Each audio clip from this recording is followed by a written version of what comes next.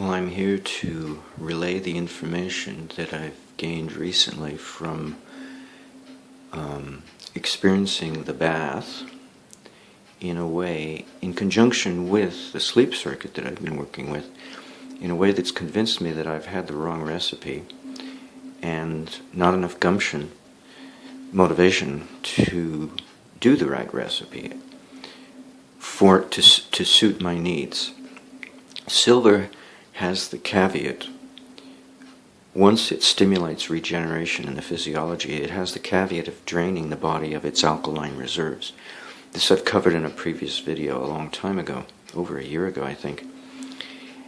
And I'm beginning to appreciate why I give myself back trouble every time I make use of a silver bath, a bath with silver hydroperoxide.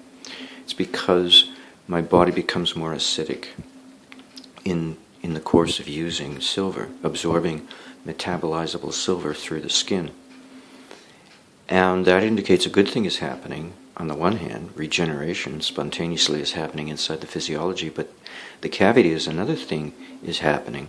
The caveat is another thing that's happening, and that is I'm draining my body of alkaline reserves and not making up the difference.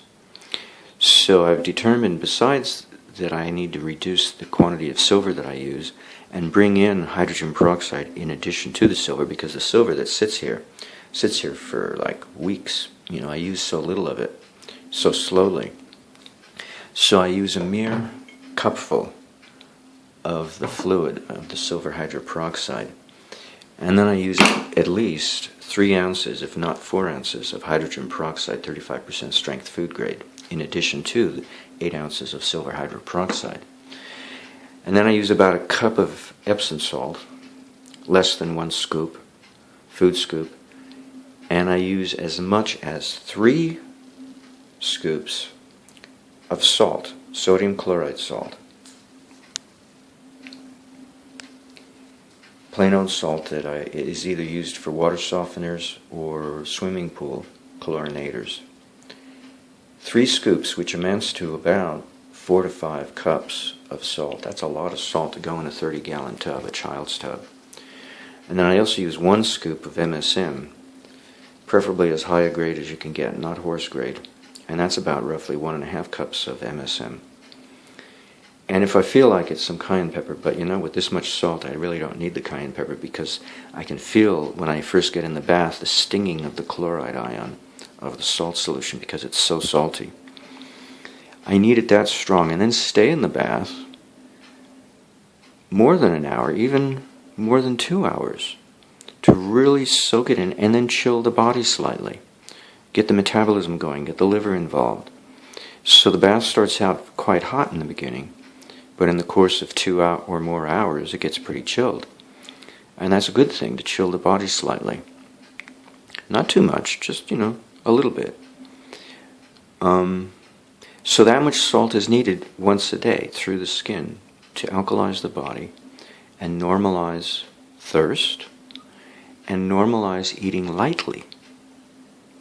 Go easy on the heavy, dense foods, because the only reason why we hunger for density is because we lack alkalinity. You ever see, children, they eat like a pigeon, and yet they have all this energy to run around, and they have flat tummies. They don't have distended lower bellies either. And it's because they're so alkaline. They don't have to feel the need to eat lots of food. This is pre-adolescent, there's young kids running around. So in the course of trying to regenerate the body, the caveat is we have to learn how to be like children. No matter how old we are, no matter how decrepit our body is, we have to learn to be like little children and somehow bring that about.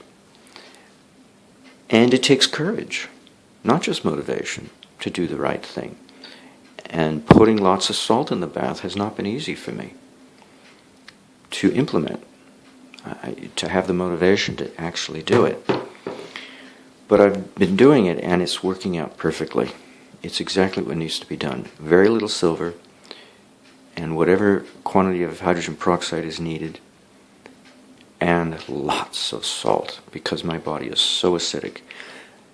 Because In an acid state, I give myself back trouble because I'm under tension all the time from the acidity and worrying about, the details of everyday living. But it's not helping by being acidic. It's actually encouraging worry. That's where the worry is coming from, is from acidity and a lack of alkalinity. Children don't worry about anything, but, because they're alkaline. They don't even fear death because they don't even know what old age feels like, because they're alkaline, automatically, straight out of the womb, unless there's something wrong with them. But the healthy ones who run around a lot, it's because they're alkaline, and who don't have any strong, urgent need to eat. It's because they're not geared the same way we are. They've got a different source of energy that's funding them, and it's not food. So this is what we have to be mindful of when we try to replicate Dr. Robert O. Becker, the body electric, and his patent and his various articles in scientific journals. It's not all about silver, and it's not all about electricity. Alkalinity has a tremendous backdrop, like the producer who makes the director's life possible to make a movie. Yet the producer works behind the scenes. He doesn't work with the actors and the crew. Yet he makes the whole thing possible, or she, because of their job. And that's what alkalinity does. It produces the possibility, the capability for regeneration to happen. Silver instigates it. Electricity helps guide it. But the alkalinity of the body helps produce it, without which it ain't going to happen. And that means that we won't get full use out of silver or electricity if we're constantly draining our alkaline reserves to the point of acidity. Our body just ain't going to deliver. And yet we wonder, Becker must have been just all theory. No, the people who came to him were robust physiologies who were alkaline to begin with because they had the robust karma to get themselves into robust fixes, robust wounds. So they got themselves into a position of having a humongous wound to start with because they took risks, greater risks than the dainty ones of us who lack alkalinity, who are always too timid to put ourselves at risk such that we would get a humongous wound like they did. But they found the right person to guide their body, to take advantage of their inherent robust health and put it to good use and regenerate the wound, not merely close it off with scar tissue and a stump of a former hand or whatever that had gone through tremendous injury. But to really regenerate it and bring it back to renewal, better than the shape it was before the wound occurred. All because of alkalinity making it possible. And that's the best I can say. That's, chronic illness is due to lack of alkalinity, while specific problems are due to other specific forces. But chronic problems, usually you can draw the analogy back to the source of the chronic problem. Didn't just get there from a single detail. It got there because of a general malaise on the part of the body to supply vital force to the entire physiology, and that's usually due to lack of alkalinity. Fasting does something, if you can fast, but I can't fast. I'm in no position to. And taking a long soak in a very, very, very salty bath does wonders. But for my needs, it needs other ingredients like silver hydroperoxide, hydrogen peroxide, MSM, a little bit of Epsom salt, and time. Plenty of time to soak. So that's the secret of regenerating a foreskin. Is not just to put the ointments, rub them into the skin, and cap it with a cloth cap, such as I've been using, and then I dry them out after I rinse them in cold water. And not just use ointments involving beeswax and oil and various other ingredients such as silver and salt and MSM, but to soak the body properly, to nourish it, because the bath is a meal that is more efficient at supplying alkalinity than a meal can, and protein is not the substitute for salt. It doesn't go there. It doesn't deliver. Salt is the only way to alkalize the body, not protein. Oh, where do you get your protein from? I get it from the salty bath. Now I know how to answer the question. I was always stymied by that one, and a little angry and a little miffed. Why do you have to ask that question? That's a stupid question. Wrong question.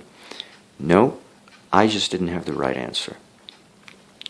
To teach them the right way, as well as defend my position that no, protein's not that important, food is important. Just eat and don't worry about the protein. Well, because the alkalizing, the buffering action of the amine portion of amino acid is best gotten from salt and not from amino acids, the amine portion of amino acids. And the best way to take salt is to bathe in it, not to eat it.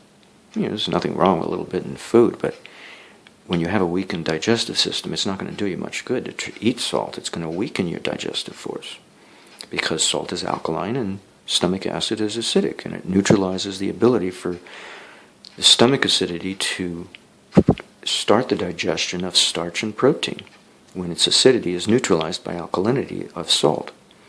So it's much more efficient to soak in salt in a bath than it is to eat it if you need substantial quantities of alkalizing value from salt.